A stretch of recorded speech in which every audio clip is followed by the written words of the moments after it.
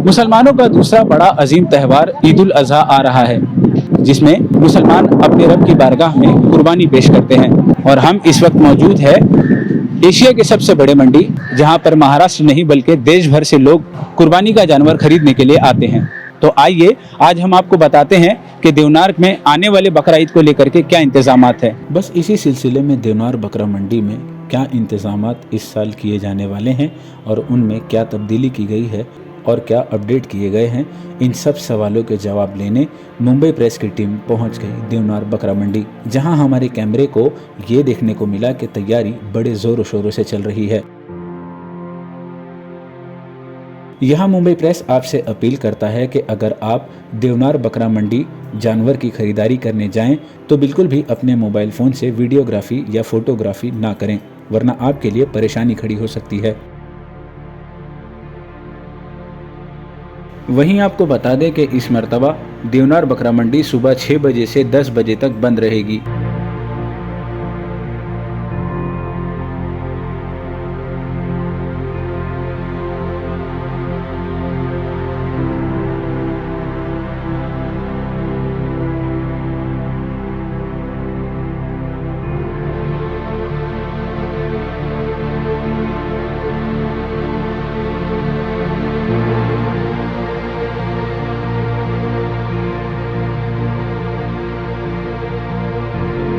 वहीं मुंबई प्रेस की बात general manager of Deonar slaughter house doctor Kaleem Pasha Pathan से हुई। इस बातचीत में आपको देवनार में इस साल क्या इंतजामात होंगे, इसे लेकर और भी ज़्यादा अहम जानकारी हासिल होगी। वहीं हमने अपने व्यूवर्स और आवाम की शिकायत general manager of Deonar slaughter house doctor Kaleem Pasha Pathan के सामने रखी।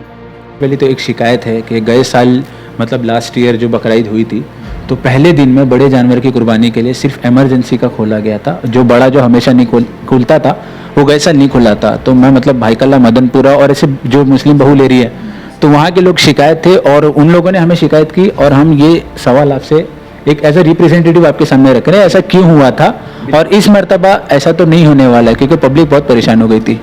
देखिए ये खास रिपोर्ट।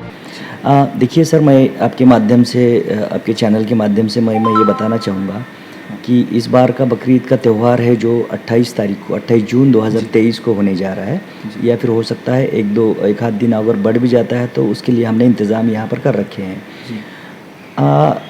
16 तारीख से हम लोगों ने भैंसें जो होती है बड़े जानवर, उनको अंदर लेने का इंतज़ाम किया है, यानी कि उनका बाज़ार भरेगा। और 18 तारीख से जो बकरियां होती है, बकरे होते हैं, उनका बाज़ार भरेगा। ये जो राजस्थान, एमपी, गुजरात यहाँ से जो बकरे आते हैं वो उनके लिए 18 तारीख से सुबह 6 बजे से हम लोग गाड़ियाँ आएगी, उनको हम लेना चालू करेंगे। इस बार हमने जो यातायात की जो समस्या होती है मुंबई में, हर बार हमने देखा है कि ये गाड़ियाँ बहुत सारी क्यू में खड़ी रहती हैं, तो उसके हिसाब से हमने उसको मद्देनज़र रखते हुए हमने इस बार इंपोर्ट परमिशन देने का उनको इरादा किया है। यानी कि अगर देवनार में अगर गाड़ी लेकर के आना है, बकरों की गाड़ी लेकर आना है, तो उसको इंपोर्ट परमिशन लेकर के आना है। तो ये परमिशन ऑनलाइन की सुविधा उपलब्ध है। बस कुछ चंद चीज़ें उसमें, नाम, गाड़ी नंबर और ये सब कब आने वाला है, वो कब व्हीकल लेकर आएगी, ये सब डाल करके देना है सर। PDF फॉर्म में उसको परमिशन वहीं पे जगह पर ही मिल जाएगी। तो उससे फ़ायदा ये होगा कि हर एक को पता चलेगा कि गाड़ियाँ कब आएगी, कैसे आएगी। तो यातायात की जो समस्या होती है वो दूर होने का हमारा अंदेशा है सर इसमें। तो उसके बाद सर हमने अभी अंदर देखा जाए तो हमारे कुछ परमानेंट क्षमता है हमारे बकरों को रखने के लिए। वो परमानेंट क्षमताओं के बजाय हमने 70 से 75,000 स्क्वायर मीटर के नए बाड़े बना लिए हैं सर, जो कि उसका स्ट्रेंथ भी बहुत अच्छा है, उसका जो GSM क्वालिटी होता है वो भी बहुत अच्छा है। और हमने इस बार ये भी इंतज़ाम कर रखा है कि हमने देखा था कि पिछले साल बारिश की समस्या की वजह से बहुत सारा समस्याओं का सामना करना पड़ा था। हमने देखा था कि बारिश की वजह से पूरा शेड में पानी भी घुस गया था, और ये इस चीज़ को सामने रखते हुए हमने इस बार पानी का निकास बहुत अच्छी तरीके से किया है। ड्रेनेज की एक व्यवस्था अपने आप हमने जो परमानेंट जो टेम्पररी शेड में होती है वो भी व्यवस्था हमने कर रखी है, ताकि हमको वो चीज़ों का भी सामना करना ना पड़े। मैं दूसरी बात ये बताना चाहूँगा कि अंदर जो व्यवस्थाएं देना होती है, बहुत सारे लोग अंदर आते हैं। कम से कम आखिरी के 4-5 दिनों में तो बहुत सारे लोग अंदर आते हैं, यानी कि कम से कम 1.5 से 2 लाख इतने नागरिक अंदर देवनार में आते हैं जानवरों की खरीदी करने के लिए। तो इसको हमने ध्यान में रखते हुए इस बार हमने लोगों से अपील करेंगे कि 6 से 10 के बीच में, सुबह 6 से 10 के बीच में देवनार अबैटर हम लोग बंद रखेंगे। उसको अब कोऑपरेट करना है, जनता को भी कोऑपरेट करना है, ताकि अंदर जो साफ़ सफाई के काम है या फिर और कुछ इंतज़ामात हमको जो करना होते हैं वो भी हम कर सके। जी, मतलब तो आपको बीच में रुकूंगा कि सुबह 6 बजे से सुबह 10 बजे तक जब मंडी स्टार्ट होगी तो 4 घंटा बंद रहेगी, उसके बाद में वापस खुलेगी, 10 के बाद फिर शुरू हो जाएगी। कोई दिक्कत नहीं है सर उसमें। तो ये एक कदम हमने सर उठाया है। उसके बाद हमने हमने देखा है कि पिछले साल हमने QR कोड के माध्यम का इस्तेमाल किया था, जिसकी वजह से जितने भी बकरों के थेफ्ट होते थे वो बिल्कुल, अगर हमने पुलिस से रिकॉर्ड लिया तो हमने देखा कि पिछले साल एक भी बकरा चोरी की घटना देवनार में नहीं हुई। बस कुछ चंद मोबाइल और कुछ पैसे का 1-2 घटना हो चुकी थी। उसके बावजूद बहुत सारा मतलब इंतज़ाम बहुत बेहतरीन था, ऐसा उनका कहना था। तो उसके बाद हमने अंदर सर्वेलेंस के लिए कम से कम 300 CCTV लगा रखे हैं सर। उसके बाद 12 PTZ कैमरे जो कि घूमते हुए नजर आएंगे वो भी लगा रखे हैं सर। ड्रोन कैमरे नहीं, ड्रोन नहीं बोलेंगे उसको, PTZ। अच्छा, PTZ। हाँ, घूमते रहते हैं 360 डिग्री में, वो कैमरे भी लगेंगे। उसके बाद हमने सुरक्षा का बहुत बेहतरीन इंतज़ाम कर रखा है। सुरक्षा के लिए एक शिफ्ट में कम से कम 150 सुरक्षा रक्षक रहेंगे, और उसके बावजूद हमने कुछ ट्रेंड CDRF के भी जवान मंगा रखे हैं। उसके बाद कुछ फायर मार्शल्स भी हम लगा रखे हैं, ताकि अगर कोई आग लगने की वो घटना अगर हो जाती है तो उसको हम अरेस्ट कर सकें। इसके बाद सर हमने साफ़ सफाई का भी इंतज़ाम, हमने घंटा गाड़ियों की रचना कर रखी है, जो कि कंटिन्यूसली जैसे जैसे कचरा जनरेट होगा वैसे वैसे हम उसी टाइम पे उठाते जाएंगे। इसके बाद सर हमने खास मद्देनज़र रखते हुए इस बार हमने जिस तरीके से बकरों में QR कोड का इंतज़ाम किया था, इस बार हमने एक ट्रायल बेसिस पे इस बार हमने बड़ों में भी, भैंसों को भी वो QR कोड देंगे सर। हाँ, QR कोड। अभी इसमें QR कोड का मतलब ये है कि जो व्यापारी जानवर लेकर के आता है उसका पूरा एक स्मार्ट कार्ड के ज़रिए एक प्रोफाइलिंग होगा। वो व्यापारी का फ़ोटो, उसका नाम, देन वो बकरे कहाँ से लेकर के आया या भैंसे कहाँ से लेकर के आया, और ये सब चीज़ें उसमें एनकोडेड रहेगी वो QR कोड में। और उधर स्कैन करने की ज़रूरत नहीं पड़ेगी भैंसों में, क्योंकि वो भैंसे तो इधर ही स्लॉटर का इंतज़ाम हमने कर रखा है। ये बकरों में बाहर जाते हैं तो हम नागरिकों से अपील करेंगे कि वो अपने जानवर स्कैन कर कर ही लेकर जाए, और बकरा जो खरीदारी होती है जो शेडों में ही करे, और वो व्यापारी ऑथेंटिक है या नहीं है ये भी देखे। सर यहाँ पे पूछना चाहूँगा मैं कि व्यापारी ऑथेंटिक है या नहीं है, इसके लिए क्या होगा? मतलब उसके पास कार्ड रहेगा। अच्छा, ID कार्ड। हाँ, ID कार्ड उसके गले में लगा रहेगा, उसी से ही और शेड में ही खरीदारी करे। कभी कभी हमने देखा है कि बहुत सारे नागरिक सर रोड पे आते हैं, बाहर मार्केट लगती है बाहर, हाँ नहीं, बाहर रोड पे आते हैं, देवनार में ही रोड पे आते हैं और वहां से बकरा खरीदते हैं, मतलब अनवेरीफाइड होता है। हाँ, तो अनवेरीफाइड हो सकता है, तो वो बकरे मत खरीदे। मैं जनता से अपील करूंगा कि इस तरीके के बकरे चोरी के हो सकते हैं, तो फिर आपको फिर वो समस्याओं का सामना करना पड़ेगा फिर वो बाहर जाते वक्त, क्योंकि नहीं होगा, वो स्कैन नहीं होगा तो आपका पैसा फिजूल में वेस्ट जाएगा।